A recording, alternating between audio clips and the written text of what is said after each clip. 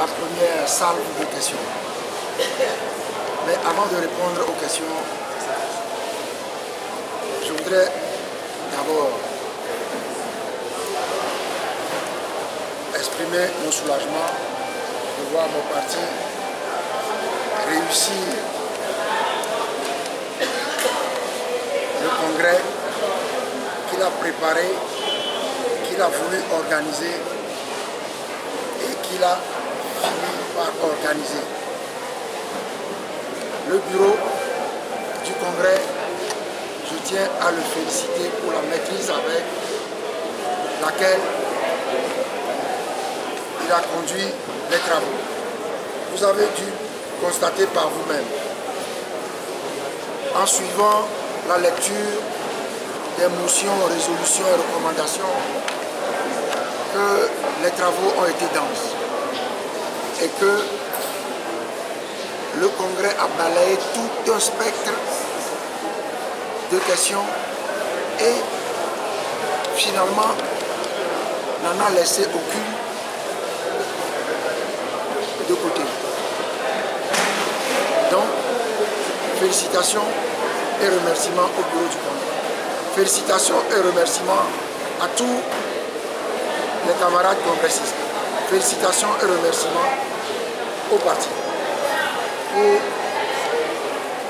comme d'habitude, la rigueur et le sérieux avec lesquels ce congrès a été mené de bout en bout.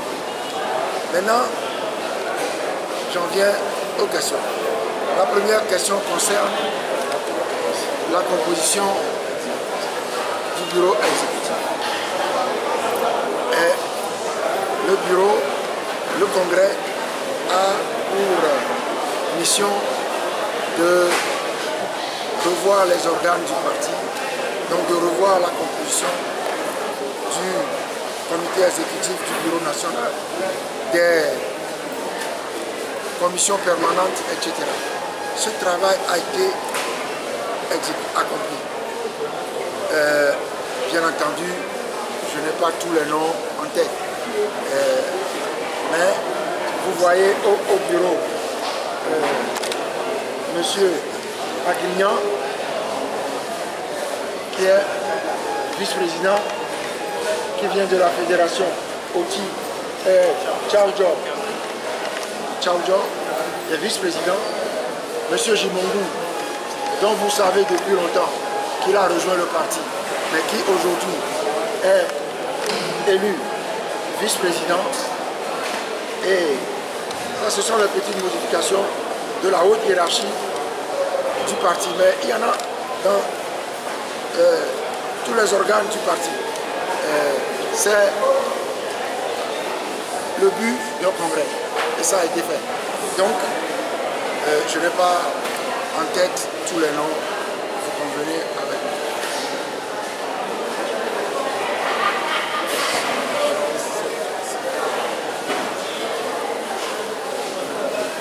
Les chances de remporter les élections. Si je comprends bien votre question, vous savez bien que l'opposition remporte toujours la victoire et que la victoire. Alors qu'est-ce qu'il faut faire? Il faut empêcher le pouvoir en place de voler. Et donc, comment? C'est la population, en organisant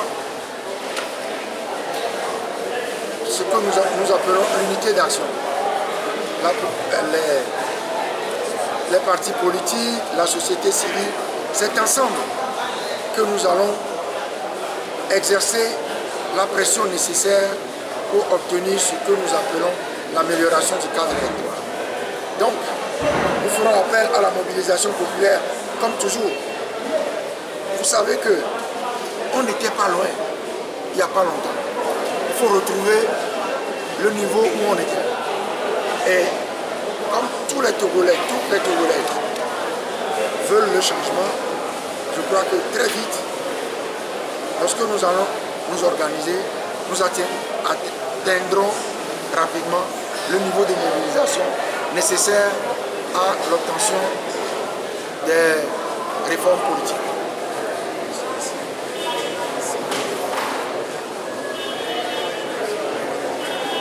Moi, si le régime vole encore la victoire, je suis persuadé que les populations comprennent de mieux en mieux leur mission. Parce que lorsque le régime vole, certains pensent que le régime vole Jean-Pierre Fabre ou le candidat victorieux de l'opposition. Mais les populations doivent comprendre que c'est elles qui émettent le vote. Donc c'est leur vote qui est détourné vers un destinataire que les populations n'ont pas souhaité. Donc c'est leurs votes qui sont volés. Et donc ensemble, nous devons lutter pour la récupération de la victoire. Et il nous revient à nous de faire comprendre ça très vite aux populations.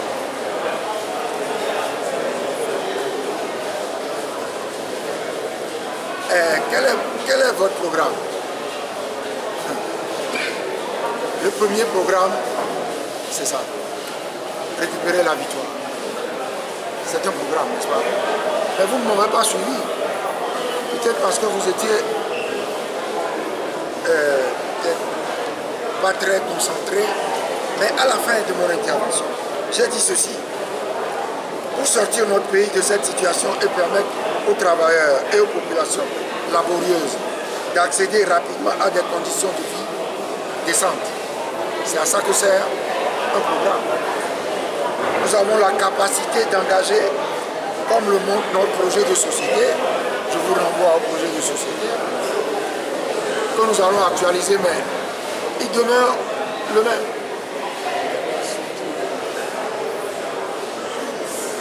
Des politiques volontaristes de croissance, avec notamment des actions vigoureuses et urgentes dans les domaines de la santé, l'éducation, dans les domaines de l'agriculture, le développement rural, dans les domaines de l'énergie, des infrastructures, de l'assainissement. Tout ça, vous le savez déjà. Mais en fait, le plus grand programme au Togo concerne l'instauration de l'état de droit. C'est ça qui est, si vous ne mettez pas en place l'état de droit, aucun investisseur digne de ce nom ne viendra engager ses capitaux au Togo. Donc, première chose, il faut instaurer un état de droit qui attire les investisseurs, qui permette aux populations de vivre en sécurité. Voilà, pour le moment, ce que je peux répondre à la question qui concerne le programme. On aura tout le temps pour parler du programme.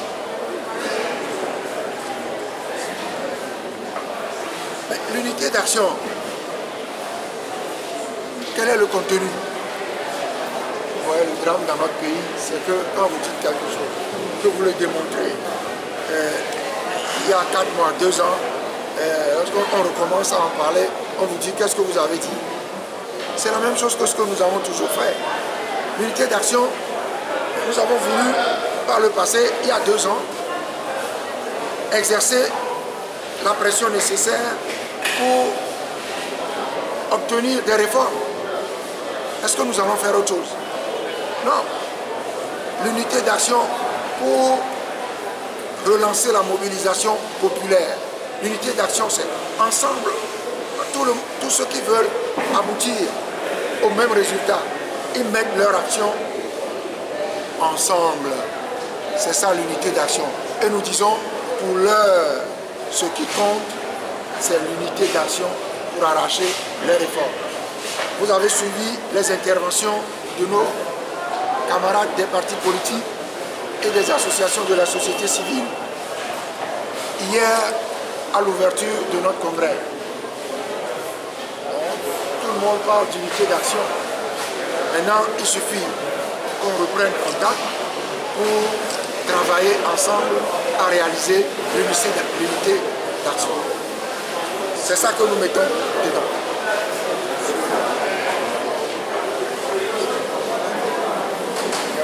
c'est toujours ce qu'on nous demande autour. Vous voulez faire quelque chose, on vous dit, êtes-vous sûr êtes-vous sûr de remporter la victoire? Êtes-vous sûr d'obtenir les réformes? Mais d'abord, vous identifiez ce que vous voulez faire et vous luttez pour l'obtenir. Et si tout le monde veut aller à des élections normales, on aura les réformes qu'il faut pour des élections équitables et transparentes. Je ne dis pas que ça va être facile, mais il faudrait lutter pour ça. Tout le monde est aujourd'hui persuadé que c'est la voie qu'il faut emprunter. Mais ça n'a pas été facile. Vous avez vu que les stratégies électorales prenaient le pas sur